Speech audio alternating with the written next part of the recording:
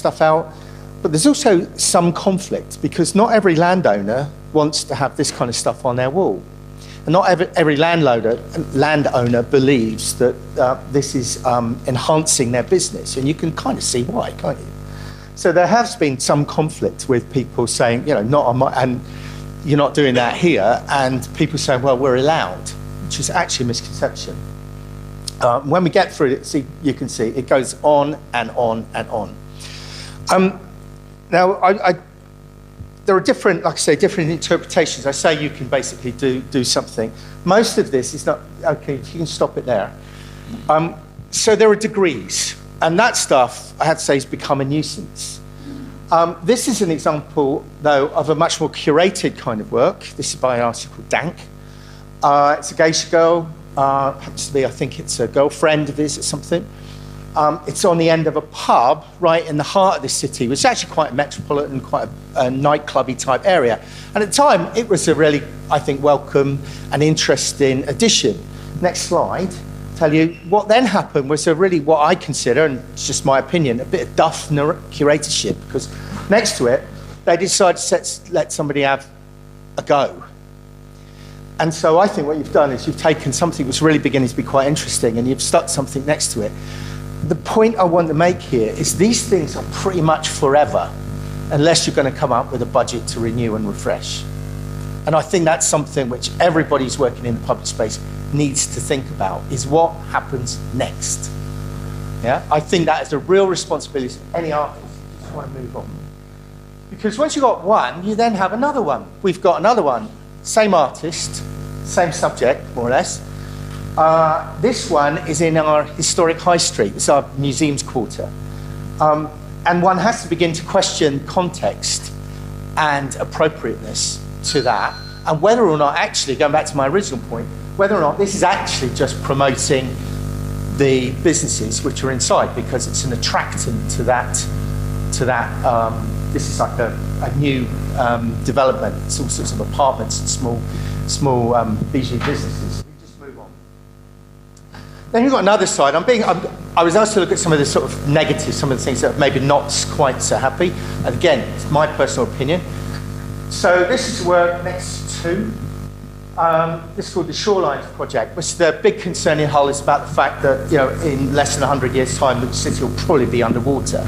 So there's a lot of work going on to alert people to that issue of rising tide lines. This is a large mural on the end of Hull College. I actually find it quite depressing, and I also question this idea, it's there forever now. And in my opinion, it's not particularly well drawn. And if you want to get fussy, you know, that's where I'm coming from. Next slide. You can sort of see where I mean. That is a section of this bit. We're talking about a very large wall. Just move on. None of that is to say that any of these murals can't have real power, impact, and meaning. This is a very impactful work that was done, actually commissioned by the BBC as part of the 2017 celebration. It commemorates a woman called Lily Bolocka, who's something of a folk hero in Hull, very much associated with safety on fishing boats. And you can see by the turnout at the opening, very, very powerful within the local community, and tremendously well respected and rather well executed as well, actually. So I'm not down on all of this stuff. I'm just looking at quality and reason and ownership and who's it for and so on. So we come to a place of much more significance for the entire city. This is Queen Victoria Square. That's my son. Managed to sneak up on top of the building and get that shot. Now, Queen Victoria Square is immensely significant. It's where a lot of our 2017 celebrations were held. Next slide. And it was home to something called the Blade. I wanted to just show this because what were you particularly proud of? The Blade is something that began as a conversation between three people sitting in a pub, as sometimes the best arts projects do. And the conversation began with just really thinking about green energy, the position of Hull in the world, the future, and what was happening. It was also about tides and harvests and all sorts of things. And that conversation happened to be with an artist called Nayan Kulkarni, who went away and thought about it and came back with the perfect answer. And that was to commission this, this is a blade from one of the largest wind turbines in the world that's being made in Hull now. They're all being put up in the North Sea. If you want to just move on. It's 75 metres long, and it was installed in January 2017 across the centre of this civic space. And just click the next. It looks really weird because it has this odd texture to it. Just keep going. Paul, if you could wrap up in a second, that'd be awesome. That, for me, epitomised something which I wanted to stress. There is a tendency with any kind of art project in city centres to look backwards. We've heard a bit of that today, to take on the historical. And there's nothing wrong with that. But as somebody who's not a native of Hull, I have to always say, well, how does that reflect my history or my family history? And sometimes I think we have to be careful of that. There's lots to talk about culture, but not of different people's culture, but not of different people's histories, or how we might fashion new ones together. And this was emblematic. This one I like because this is the Larkin Trail, and that's what happens eventually. It ends up as being the place where you keep the bins after a party. That's our thing. Just rattle through. This is also an exciting one. Nayan Kulkarni, light.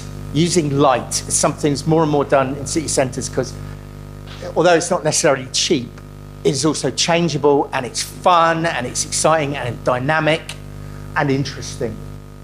And then just finally, some really kind of simple things that we can do.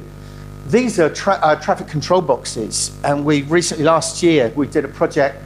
We commissioned local artists to come up with designs for these often vandalised traffic control boxes. Do something. This is by Lydia Caprani, who's local to the city. Next one, this is by Sean Azzopardi. Just trying to do something fun. What's happened is that our local ward councillors are getting really interested in these, and they're starting to appear different designs across the city, because people realise that actually, if you think about what you're doing, then you can do something that is fun, entertaining, and can last a bit. This is the only one so far that's had any real damage. It's got a bit of scribble on it. But that's 18 months old. So we're really pleased with that. I don't know if there are any more. Yep, right. That's it from me. I hope that says something. Okay. That's brilliant. Thank you so much, Paul. Deborah, would you like to go next?